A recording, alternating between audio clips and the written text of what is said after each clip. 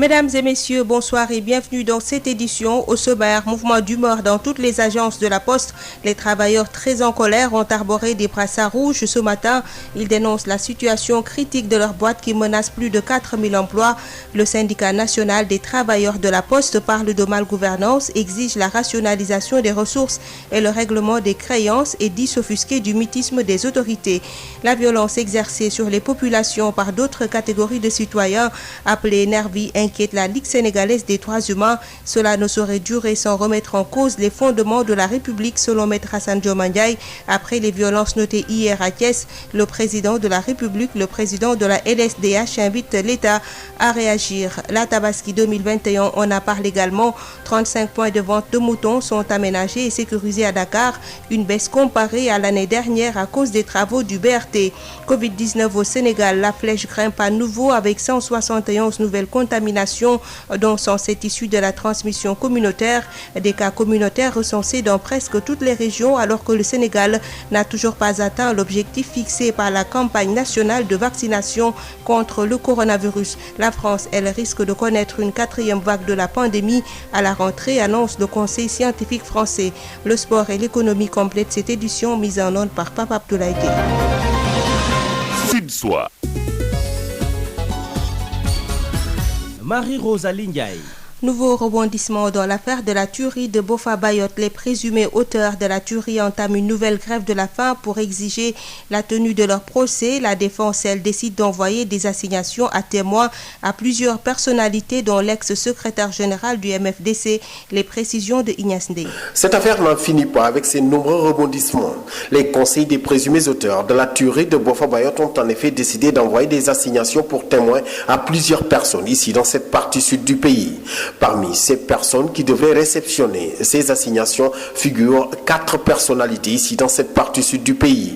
Il s'agit de l'ancien secrétaire général du mouvement des forces démocratiques de la Casamance, Jean-François Marie Biagui, Xavier Diatta, conseiller à la CNDT, le journaliste Bachir Ba, le directeur général de l'ANDRAC Ansou Sané. Pour la défense de René Capembassène et compagnie, ces personnalités disposeraient suffisamment d'éléments et pourraient témoigner dans cette affaire de la tuerie de Boffa Bayotte qui avait plongé tout le pays dans une totale désolation après que 14 personnes ont été froidement abattues par un commando armé le 8 janvier 2018 dans la forêt des Bayottes. Depuis lors, des rebondissements notés dans cette affaire. Après une première grève de la faim, les auteurs de cette tuerie ont décidé d'entamer une nouvelle grève de la faim illimitée dès ce mercredi à la maison d'arrêt de correction de Ziguinchor où ils sont incarcérés depuis 3 ans. Pourquoi avaient-ils suspendu et interrompu leur première grève de la faim après leur rencontre avec les autorités judiciaires? C'est la question agitée par certains de leurs conseillers qui s'expliquent parfois difficilement l'attitude de leurs clients en prison qui prennent parfois ces genres de décisions. Une grève de la faim de René Capembassène et compagnie pour exiger la tenue de leur procès. Une situation que déplore d'ailleurs le Forum des justiciables qui, dans un communiqué, rappelle le délai excessif noté dans le traitement des dossiers judiciaires en général. Ziguinchor, Ignace Ndeye, Sud FM. Journée de port de brassard rouge dans toutes les agences et services de la Poste. Le syndicat national des travailleurs de la Poste remet une nouvelle couche dans son combat contre la direction et l'État. Une bonne gouvernance, la rationalisation des ressources, le paiement de la dette par l'État sont entre autres revendications du syndicat. Plus de 4000 travailleurs voient aujourd'hui leur emploi menacé. Une marche nationale est prévue les jours à venir. Le reportage d'Abdoulaye Diop. Travailleurs, bâtiments, fenêtres, portes, véhicules, l'agence de la Poste de l'avenue Malick Sy est ce matin rouge, et cela à l'appel du syndicat national des travailleurs de la Poste. Ils dénoncent la situation critique de leur boîte. Omar Abdou Diop, secrétaire administratif du SNTP et porte-parole du jour. La difficulté principale est liée à la malgouvernance. Le constat que nous avons fait, c'est du népotisme, c'est de la gabegie, c'est une malgouvernance en tout cas qui est caractérisée à tout point de vue au niveau de la Poste. C'est l'État qui nomme les directeurs généraux et que depuis plus de 15 ans, qu'un corps de contrôle de l'État n'est venu donc au niveau de la Poste. La rationalisation des ressources, le paiement des créances sont entre autres les exigences des travailleurs. Sur le plan interne, nous n'exigeons qu'une bonne gouvernance, que le top management puisse prendre à bras le corps les difficultés en tout cas d'exploitation auxquelles nous sommes confrontés et de rationaliser un peu les maigres ressources qui nous restent au niveau de la Poste. Concernant l'État, c'est d'abord de régler définitivement et en intégralité la créance. Le syndicat dénonce par ailleurs le mutisme des autorités face à leur situation. À plusieurs reprises, nous avons eu des entretiens avec le directeur général par rapport à sa gouvernance. Nous lui avons toujours fait remarquer, en tout cas, que le chemin qu'il a pris par rapport à cette gouvernance n'était pas le bon chemin. Pour l'État, nous avons à plusieurs reprises adressé des correspondances à l'État pour attirer son attention. Nous avons à plusieurs reprises également adressé des demandes d'audience au président de la République. Malheureusement, c'est des demandes d'audience qui sont restées sans suite. Plus de 4000 emplois sont menacés selon le syndicat. Il prévoit de tenir une marche nationale les jours à venir. À Kaolack, les travailleurs de la Poste regroupant tous les syndicats ont porté des brassards rouges pour manifester leur inquiétude. Selon le responsable de l'intersyndicale, les difficultés sont entre autres le retard de paiement des salaires, les problèmes de trésorerie, les recrutements partisans et les décisions autoritaires du directeur général. Ces postiers demandent au chef de l'État d'envoyer les corps de contrôle de l'État pour auditer la gestion de la boîte. Abdoulaye Ndoye, porte-parole de l'intersyndicale des travailleurs de la Poste de Kaolack, réagit au micro de Mamadou Camara. Nous avons constaté que depuis l'avènement de M. Abdoulaye Baldé en tant que directeur général, il avait fait une tournée au niveau des bureaux de poste. Ils avaient promis, ils avaient dit qu'elle allait redresser. Nous aussi, on y avait cru. Mais depuis maintenant, depuis très longtemps, rien n'a été fait, ça traîne. C'est pourquoi nous sommes inquiets, c'est pourquoi nous lançons cette alerte, afin que vraiment que tout le monde s'y mette, parce que la Poste est un patrimoine national. À l'achat du véhicule du directeur général, ses dépenses de prestige, climat partisan, ça c'est une réalité. C'est une réalité, nous n'inventons rien. Il y a un nouveau organigramme de plus de pratiquement 50 personnes, 42, 45, etc. Avec des rangs de directeurs, des rangs de chefs de département. Mais vous voyez toutes ces dépenses-là. Mais c'est compliqué. Nous exigeons le redressement de la Poste. L'État du Sénégal doit redresser la Poste. L'État ne doit pas laisser faire comme ça. La gestion du directeur général, même on ne peut pas laisser la Poste à la merci des politiciens, à la merci de n'importe quel directeur général qui vient, il fait ce que bon lui semble et s'en va sans tout. Ça, c'est pas bien. À chaque fois qu'il y a un directeur qui vient, il fait ce que bon lui semble, il s'avance à rien. Mais pourquoi on n'envoie pas la Cour des comptes au niveau de la Poste pour vérifier? Depuis 15 ans, il n'y a pas de vérification. Et tout ça là, le président, il laisse faire le président auditer la Poste. Il faut que les corps de contrôle viennent auditer la Poste. Parce que ce qui se passe, ça ce n'est que la face cachée de l'iceberg. Mais si on n'y fait pas attention, je vous dis que d'ici quelques temps, ça va s'écrouler. Ça, c'est de la responsabilité du président de la République. Parce que c'est lui qui a le pouvoir de nommer à tous les postes civils et militaires. Maintenant, c'est à lui de choisir un monsieur suffisamment formé en technique postale, mais nous on regorge de cadres au niveau de la Poste qui connaît bien la Poste regorge de cadres qui connaissent la Poste. Il faudrait que vraiment le président soit beaucoup plus regardant par rapport aux personnes qu'il confie les sociétés nationales. Vous venez d'entendre la réaction d'Abdoulaye Ndao, porte-parole de l'intersyndicale des travailleurs de la Poste de Kaolack. Il était avec Mamadou Camara.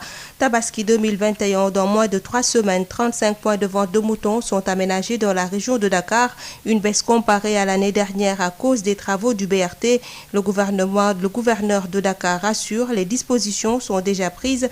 Alassane Sall, gouverneur de la région de Dakar, est avec Radissène. Oui, je voudrais vraiment confirmer qu'à la suite du CRD que nous avons tenu pour préparer la fête de la Tabaski, nous avons reçu toute la documentation relative, documentation émanant des autorités, à savoir la circulaire de M. le Président de la République, mais également les orientations de M. le ministre en charge de l'élevage. Nous avons donc, pour ce qui concerne Dakar, procédé à la création des points de vente par arrêté. Et les différents points, en tout cas la plupart d'entre ces points de vente sont aujourd'hui fonctionnels. Parce que les bonnes dispositions ont été prises par les services du ministère de l'élevage pour mettre en condition ces points de vente. Y assurer la fourniture de l'électricité, de l'eau également par les services étatiques. Mais également, pour ce qui nous concerne, tous les points sont sécurisés. Donc aujourd'hui, faites le tour des points de vente de moutons, vous y verrez et la police et la gendarmerie pour que les opérateurs puissent se sentir en sécurité et au-delà des opérateurs également, les usagers de ces différents points de vente puissent y aller et mener leurs opérations sans problème. Et à l'image de l'année dernière, cette année nous sommes autour de 35 points de vente. Alors par rapport à l'année dernière, quand même, il y a eu une baisse parce qu'il y a des travaux qui sont engagés à Dakar, surtout sur le corridor du BRT. Pratiquement la plupart de ces points n'ont pas été reconduits. Mais globalement, le nombre de points de vente tourne autour de 35, donc officiels. Maintenant, il peut y avoir des points officieux. Mais cela également, nous ne l'encourageons pas. Nous vraiment invitons les différents prestataires à aller vers ces points de vente officiellement ouverts avec toutes les commodités, des toilettes mobiles, une équipe de l'UCG, des postes médicaux avancés, mais également une sécurisation en permanence par les forces de police et de gendarmerie. Sud FM, l'info, c'est ici. Covid-19 au Sénégal, 171 nouvelles contaminations recensées sur 2032 tests réalisés.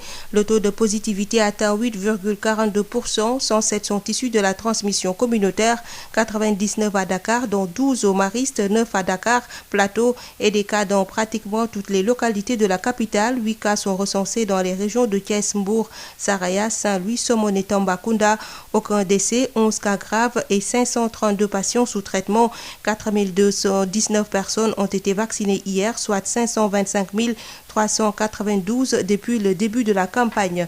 Lutte contre les cas de noyade. Les maîtres nageurs saluent les différentes mesures prises par le ministre de l'Intérieur. Cependant, ils demandent une requalification de certaines plages interdites à la baignade à cause de leur proximité avec les populations. Pour ce faire, il faudra renforcer le dispositif sécuritaire et augmenter le nombre de maîtres nageurs. Ibrahima Fall est le président de l'association des maîtres nageurs. Il est joint par Ndeye Mariam Ndiaye. Concernant la requalification des plages, donc c'est nous qui l'avons proposé, donc de requalifier les plages. Parce qu'il y a des mesures qui ont été prises depuis longtemps, depuis des années, mais entre-temps, donc les plages, on peut changer. Donc les gens même, surtout au niveau de la banlieue, ils cohabitent avec ces plages-là. Donc, ils ne pourront pas quitter leur lieu et aller vers les plages dites autorisées, vers Dakar.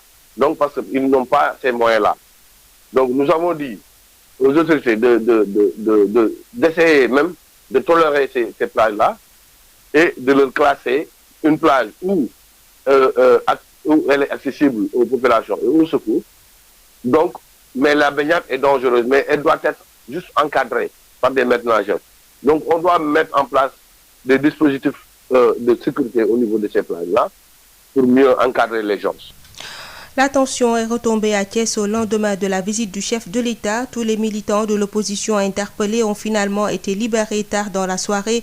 Au moins 2 blessés ont été enregistrés. De jeunes manifestants qui auraient été tabassés par des individus dans la sécurité du chef de l'État. Des violences qui se multiplient lors des déplacements du président Macky Sall. Et justement, occasion pour parler de la récurrence des cas de maltraitance des citoyens imputés aux supposés nervis. Le silence de l'État du Sénégal interpelle le président de la Ligue sénégalaise des droits humains. Pour Maître Assane Dioma Ndiaye, les autorités doivent réagir et éclairer les citoyens sur ce phénomène qui inquiète plus d'un. Il alerte la posture d'autodéfense adoptée par les citoyens face aux attaques des nervis peut compromettre l'état de droit. Maître Assane Dioma Ndiaye est interrogé par Hafsa Elimanouane. Oui, d'abord un sentiment d'inquiétude parce que depuis que ce fait est agité et répercuté par les réseaux sociaux et les complaintes qui s'en suivent, l'État du Sénégal s'est emmuré dans un silence. Je crois que la moindre des choses quand de tels faits sont agités et que l'opinion publique et qu'il y ait cette sorte d'angoisse de la population que le gouvernement puisse édifier. D'abord, c'est la réalité qui ne peut d'ailleurs être contestée au vu des images qui sont quotidiennement véhiculées à travers les réseaux sociaux, mais au moins que le gouvernement fasse une communication sur ça, surtout en considération du fait que dans un état de droit, l'usage de la force légale et le monopole de la contrainte appartiennent à des corps bien déterminés qui relèvent de la République. Si maintenant d'autres catégories de citoyens se permettent d'abord d'exercer ces prérogatives, mais exercent de surcroît des violences des citoyens, je pense que si on est dans un état sérieux, respectueux de l'état de droit, au moins on doit pouvoir édifier les Sénégalais. Je pense que c'est un phénomène qui inquiète tout le monde et il va de soi que cela ne saurait durer sans remettre en cause les fondements de notre société, de la République de façon générale. Et ça peut appeler, et ça a commencé d'ailleurs, à des situations d'autodéfense de la part des citoyens qui estiment estimeraient être dans une situation de faiblesse ou de péril par rapport à ces corps constitués et apparemment qui ne relèvent pas de l'État. C'est pourquoi de nouveau, nous avons déjà lancé un appel, mais nous espérons qu'avec ce qui s'est passé hier à Thiès, que l'État du Sénégal va réagir afin que si effectivement ces faits sont avérés, qu'il s'agisse de corps qui ne relèvent pas de l'État de la République, mais même au cas où ces corps relèvent de la République, on ne peut pas exercer de la violence gratuite si on n'est pas dans une situation de légitime défense ou de force commandée par l'ordre de la loi et la nécessité de la défense de soi ou des biens d'autrui. À l'instant, Maître Hassan Diomandiaye sur la récurrence des cas de maltraitance des citoyens imputés au supposé Narbi. Le silence de l'État du Sénégal interpelle le président de la Ligue sénégalaise des droits humains. Les membres de la commission du dialogue politique en conclave depuis lundi, ils veulent traduire dans le code électoral les consensus nés du dialogue à l'issue de cette rencontre. Un rapport final sera remis au chef de l'État pour une saisine de l'Assemblée nationale. Le plénipotentiaire des non-alignés invite les parlementaires à accompagner cette dynamique enclenchée. Déthié Faye que vous entendrez largement puisqu'il est l'invité de cette édition. Sud FM vous transporte partout au Sénégal et dans le monde. Sud International. Au Burkina, l'opposition maintient ses marches-meetings des 3 et 4 juillet prochains dans les 45 provinces. Pour la manifestation de Ouagadougou, les organisateurs ont reçu l'autorisation du maire de Ouaga. Cette activité de l'opposition n'est pas partagée par le parti au pouvoir. Cette activité intervient après les marches de protestation initiées par des organisations de la société civile dans les régions du Sahel et du Nord et du Centre-Nord. La correspondance de Mathieu Somda à Ouagadougou. L'opposition politique est autorisée à organiser sa marche-meeting à Ouagadougou. C'est une victoire d'étape car pour l'occupation de la place de la nation, point de départ de cette manifestation, les organisateurs doivent maintenant avoir l'autorisation de l'état-major général des forces armées burkinabè, précise le maire Arma Pierre Bewinde dans une lettre adressée à l'opposition. Et en rapport avec la multiplication des attaques terroristes, le balai citoyen engage des actions judiciaires. L'artiste burkinabè Smoké, Serge Bambara. Dépôt d'une plainte auprès du procureur du Faso près le tribunal de grande instance de Ouaga 1, dirigée contre le gouvernement du Burkina Faso pour non-assistance à personne en danger. La non-intervention du détachement militaire basé à Seba et la durée de l'attaque qui a été d'environ 4 heures de temps ont poussé le balai citoyen à formuler cette plainte contre le gouvernement pour non-assistance à personne en danger. D'autre part, une dénonciation de faits pouvant constituer des infractions pénales auprès du procureur du Faso, près le tribunal de grande instance de Ouaga 1, afin qu'une enquête diligente soit ouverte pour faire toute la lumière sur les faits graves de financement des groupes de terroristes. Mathieu Somda, depuis Ouagadougou pour Sud FM. En France, les dernières restrictions liées au Covid-19 ont été levées ce 30 juin, fin des jauges dans les cinémas, restaurants ou magasins, et ce en dépit des inquiétudes dues au variant Delta. Le pays risque en effet de connaître une 4e vague de Covid-19 à la rentrée, même si elle sera plus nuancée que les 3 premières grâce à la vaccination, a estimé le président du Conseil scientifique français. Après une percée fulgurante dans le nord-est de l'Afghanistan, les talibans continuent de conquérir de nouveaux territoires dans le pays alors que le retrait des troupes américaines est presque achevé. Ils espèrent provoquer un effondrement du gouvernement afghan. Ils sont désormais présents dans presque toutes les provinces afghanes et encerclent plusieurs grandes villes comme ils l'avaient fait dans les années 1990 pour s'emparer de la quasi-totalité du pays. Face à la multiplication des victoires militaires des talibans en Afghanistan, l'hypothèse de voir le groupe insurgé prendre le pouvoir dans les prochains mois n'est plus exclue. En sport, Euro 2021, les 8e de finale bouclés hier. L'Allemagne, la France éliminés. Certains pays comme la Suisse, la République tchèque et l'Ukraine se sont bien comportés avec une qualification en quart de finale. Les explications de notre confrère de l'Obs TV, Hassan Sen. Maintenant, les équipes qui ont émergé, vous parlez de la Suisse, on va parler d'une rigueur, d'une discipline, d'une organisation assez perpétuelle. Régulièrement, les Suisses, on les retrouvait dans les grandes compétitions, même s'ils s'arrêtaient à 8e. Mais on sentait qu'au moins, il y a un travail qui se fait, il y a une certaine bonne organisation, comme les montres suisses qui se faisaient. Vous parlez de l'Ukraine. L'Ukraine, c'est à l'image de leur sélectionneur, de Shevchenko, qui est une star planétaire, mais qui n'a jamais dit un mot de trop, qui n'a jamais fait un pas de plus, qui n'a jamais revendiqué quoi que ce soit. Il a toujours voulu être un homme structuré, un homme discipliné, un homme rigoureux. Et c'est ça ces valeurs qu'il a inculquées à son équipe, qu'on a vu hier dans la douleur, jusqu'au bout du temps, rester une équipe structurée, mobilisée. Quand le Portugal est éliminé, en fin de match, on voit même Pepe qui est attaquant. On voit tout un mélange dans le terrain. Ça s'explique. La France, quand Pogba devient roi trop tôt et prend même les décisions à la place de Zidane, quand Mbappé à la grosse tête, tout ça, c'est des facteurs qui font que après, vous n'y êtes pas. L'Allemagne n'y est pas parce que son sélectionneur a fini, il s'en va. C'est une génération qui s'en va. Donc, un peu l'un dans l'autre, l'explication peut être dit que dans le foot, ça se joue hors du terrain, avant le terrain et dans le terrain. Et il faut toujours rester dans une bonne organisation et dans une grande discipline. Moi, c'est la lecture que j'ai à la sortie de ces huitièmes qui me dit plus ou moins pourquoi ces clubs ont émergé. Vous avez cité la Suisse, vous avez cité l'Ukraine, vous avez cité la République tchèque. C'est des équipes organisées, disciplinées, très volontaires. C'est tout ce que j'ai comme petite lecture, moi, à Mali.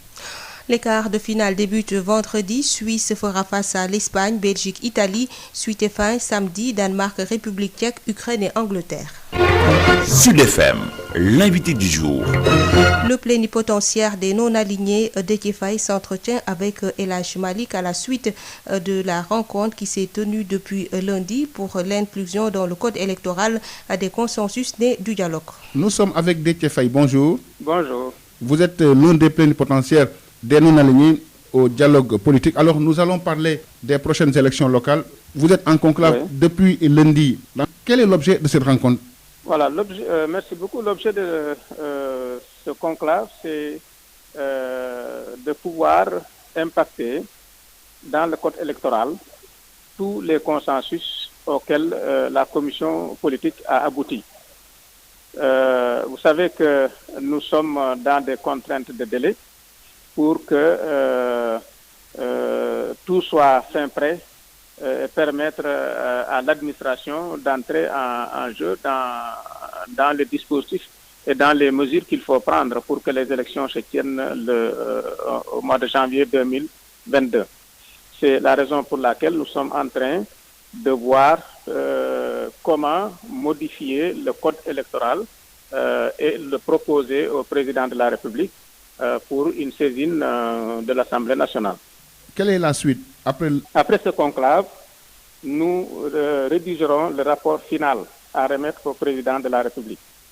Ensuite, nous impacterons dans le code électoral tous les consensus. Maintenant, ce nouveau code électoral sera remis aussi à l'autorité qui engagera la procédure législative pour que l'Assemblée nationale puisse voter le document qui lui sera soumis.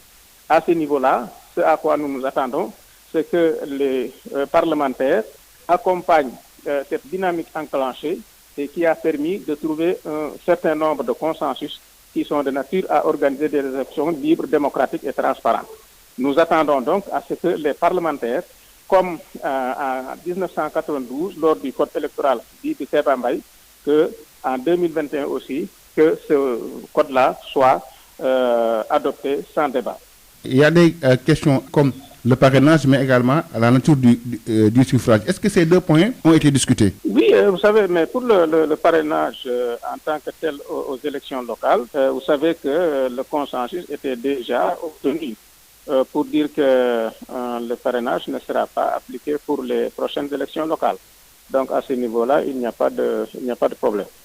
Et pour ce qui est de la nature du suffrage? La nature du suffrage, il est aussi le consensus aussi fort qui a été obtenu, c'est que le maire et le président du conseil départemental sont élus au suffrage universel direct.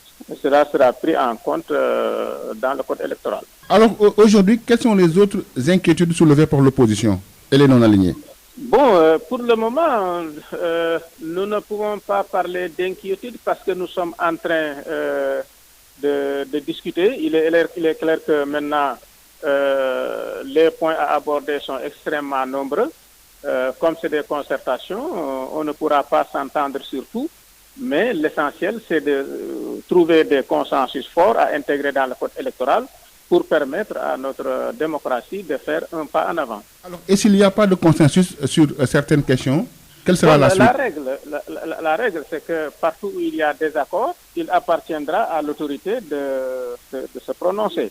L'autorité aura la possibilité de tenir compte des arguments qui sont développés, parce que même s'il y a des accords, on mentionnera la position de chaque entité. Et cela permettra d'être un éclairage à l'autorité, certainement pour faire un arbitrage. Cet arbitrage pourrait consister à prendre une décision modifiant les dispositions existantes, ou bien dire qu'il n'y a pas de désaccord, il n'y a pas d'accord. Par conséquent, on garde le statu quo.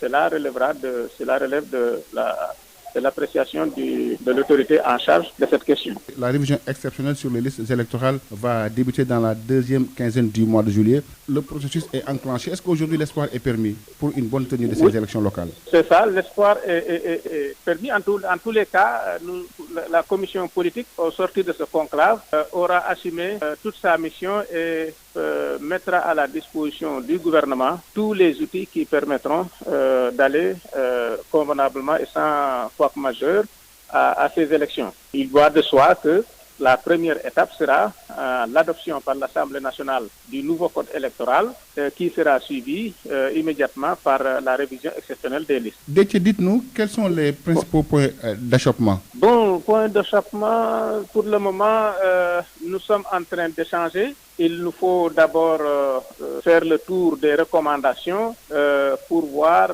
sur quoi on va s'entendre ou sur quoi, par exemple, on ne pourrait pas s'entendre. Donc, nous en sommes pour le moment à cette étape-là. C'est la raison pour laquelle il est prématuré de dire qu'il y a un point d'achoppement. Parce que tant que nous n'aurons pas terminé nos travaux, nous ne pourrons pas dire que tel point est un point, par exemple, de désaccord définitif.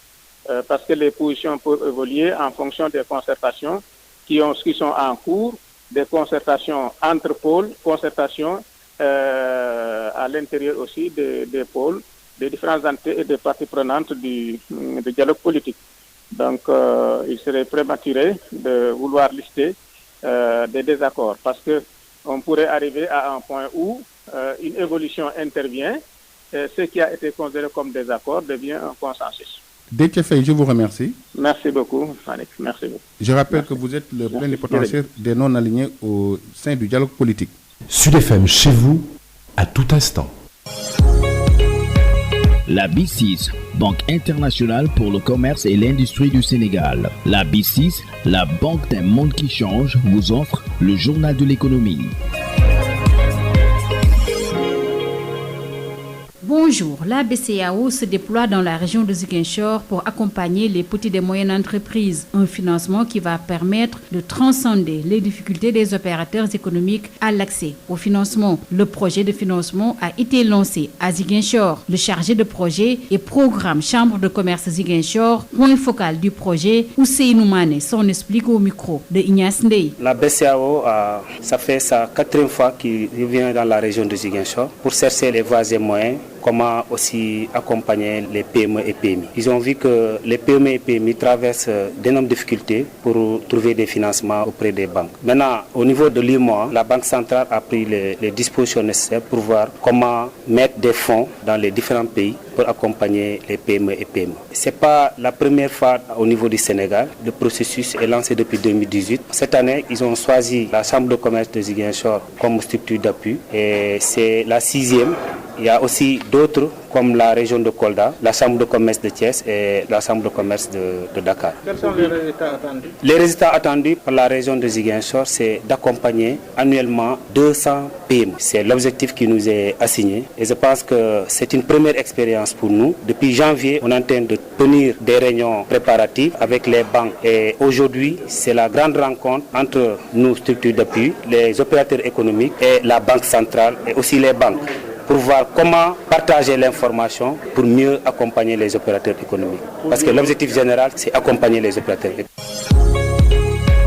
Le financement, ça dépend de la PME, du chiffre d'affaires de la PME. Minimum, c'est des chiffres d'affaires qui vont de 0 à 30 millions. Il y a un accompagnement pour ces types de PME, dont le chiffre d'affaires est inférieur à 30 millions. Et ça va jusqu'aux PME qui ont un chiffre d'affaires supérieur à 100 millions. C'est de minimum 30 millions à 100 millions. Donc le dispositif ne cale pas un taux. Ça dépend de la PME et de la somme qu'elle souhaiterait avoir au niveau de la banque. Et la durée du projet? La durée du projet, c'est un projet qui est là. Ça, c'est un premier test pour nous, la région de Ziguinchor. Ça dépend de notre comportement et de comment on va aussi nous comporter en accompagnant les opérateurs. Le journal de l'économie, c'est fini. Merci de l'avoir suivi. La B6, Banque internationale pour le commerce et l'industrie du Sénégal. La B6, la banque d'un monde qui change, vous a offert le journal de l'économie.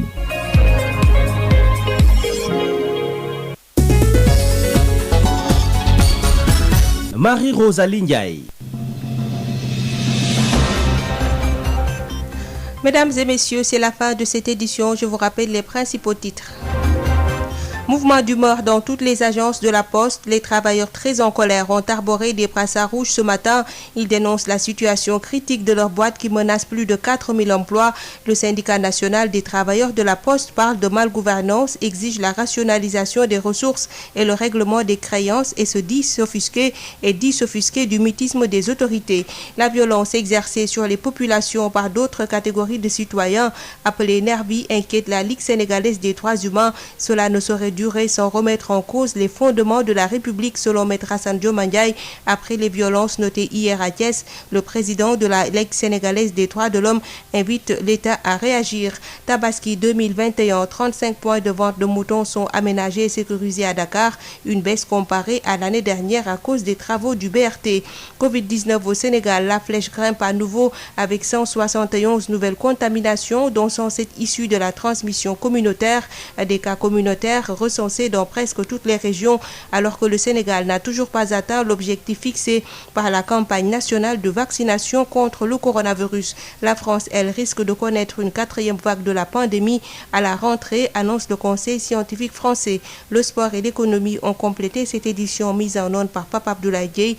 Merci de nous avoir suivis et à 19h, votre émission Waroui avec Matar Sall.